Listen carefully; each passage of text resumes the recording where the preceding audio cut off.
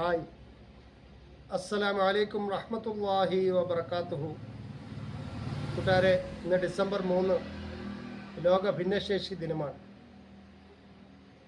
എന്നെ പോലെയുള്ള ഭിന്നശേഷിക്കാരെ കുറിച്ച് എല്ലാവരും ഓർമ്മിക്കേണ്ട ഒരു ദിവസം.